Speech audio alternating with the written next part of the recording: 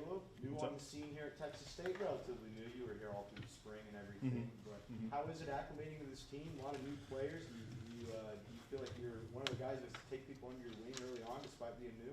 A little bit because I'm older. I mean, I'm 24. I'm going in it's my last season, my 7th year. I had my COVID year, then I had 2 medicals. Hurt my hand, and then I hurt my back. But last season, so I'm ready for it. Taking people under my wing, yeah, a little bit. Some of the newer guys, they just come to me naturally because they know that I have knowledge of the game. For me, it hasn't really changed up too much coaching-wise, like coming to this school, the team-wise, like playing, because I have the same staff from UIW to here. So it's football-wise, it's exactly the same for me. I just have more at my disposal, if anything. Other than that, it's the same for me. Having that it comes over and it's all very similar. Was that a big part of you wanting to transfer, following Coach Kinne, following Coach Shoemaker, just still being in the system? 100% it was.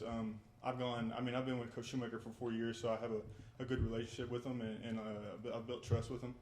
We know each other, and we know how each other wants to operate, so it just helps with our relationship on and off the field. Caleb, with all of these new offensive linemen coming in over the summer, how are those, I guess during summer workouts, how have y'all been able to kind of gel together before fall camp? I think the biggest thing to help you gel together is just really working together, like putting in putting effort on the field and wanting to try for other people than just yourself, like putting yourself out there. Like when you get down, 4th and 1, it's going to be tough. Like you're not going to be able to just be out there by yourself and go. You're going to have to play for other people that are with you on the line. Even though it is the same coaching staff, but what are the differences you've noticed, with Kinne and his staff at Incarnate Word and now being here at Texas State?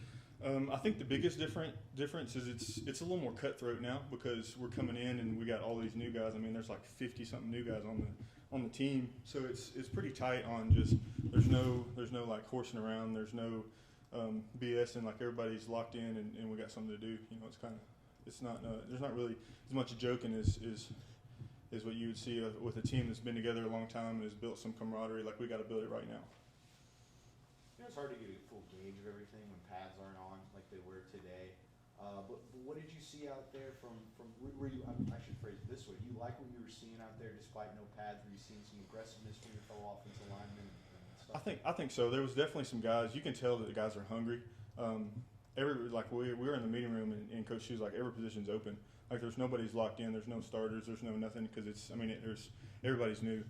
So it's definitely a little cutthroat in the O-line room because we're at each other's necks, because we all want to start. Everybody wants to start. But yeah, there's definitely there's a lot of. We almost had a brawl out here today. We're gonna get into it. Yeah, it's gonna be good. For yourself, are they moving you around multiple positions? Maybe yeah. So right now I'm doing left guard, which is where I originally. That's where I was. I got all conference and all American at UIW at left guard. And then came here and I started in the spring at left guard, but I'm also playing some center too because we don't have a center. So it's the best 5 on the field, So whatever position I'm going to be at is what I'm going to be. What do you think of center? That's pretty different. I enjoy it. I like being able to call the box, kind of like operate the O-line. I'm kind of the old head, so I'm kind of the OG already. So then just getting out there and I know those guys will listen to me when I say something. With this offensive line, as you were saying, being with the intensity almost ratcheted up to almost 12, and then with it being so cutthroat, how do you yourself try to making sure like you're one of those 5 linemen start? I think the biggest thing is go to the next play. Like you gotta if you mess up or you bust, you gotta wash it. If you do great and you pancake somebody, you gotta wash it. You gotta go to the next play, and you gotta get down in your stance and just be like, all right, I gotta dominate this play. I gotta dominate this play. I gotta dominate the next play. And you just gotta keep going. It seems like you guys have a tremendous sense of urgency right now, but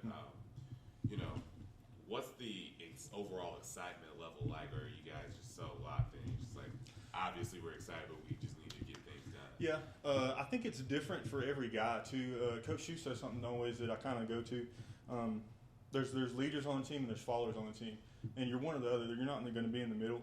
The leaders are going to bring the excitement and the camaraderie that you want, and then the followers got to follow in. You got to lock in and you got to get in your lane and follow that cheering and that camaraderie. You have the nickname the Big Show that we heard. We know about the wrestler. Does that have to do with the wrestler? It is. That's how I got it. It was probably the second season I started at UIW, I shaved my head, so I've only been bald headed for about 3 years now. And when I shaved my head, I mean, just after that day, they started calling me Big Show, because just big guy. They wanted me to wear a leotard to practice one day, but I was I don't know about that. You a wrestling fan at all? You watch the Big Show? I watch it now and I play the game a little bit, but I didn't when I was growing up. I didn't, but I played the game. Yeah, it's fun. It's good stuff.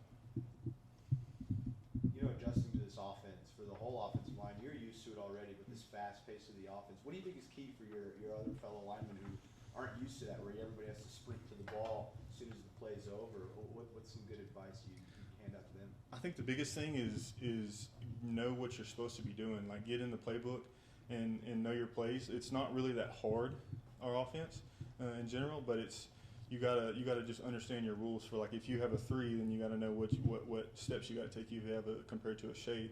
So it's just really like knowing what you gotta do before you get in your stance, because then you can play fast, and then you can get on the line and you can play fast again on the next play. What do you think this offensive line needs to do to get better as the Baylor game seemingly gets closer and closer? I think just having that laser focus and getting in our playbook, because I can definitely see that there's guys that are out there and they don't know exactly what they're doing every single play, but it's because we're so fast and they're not used to it. I mean, a bunch of guys, this is their first practice getting in and really operating in this tempo offense, and it can be hard, getting down and then, like, the ball's already snapping and you're trying to think, well, what am I supposed to be doing when you don't know. We got to talk to Nash Jones last week at Media Day a little bit about the summer workouts. He said he's squatting 560. You got some Bray Walker, Bebo brothers right up there with him. What's it like working out with some of those guys, and are you right there with I do. I love it, yeah. So my rack is Nash, me, and Bray. Like, we're on the same rack and we all lift about the same.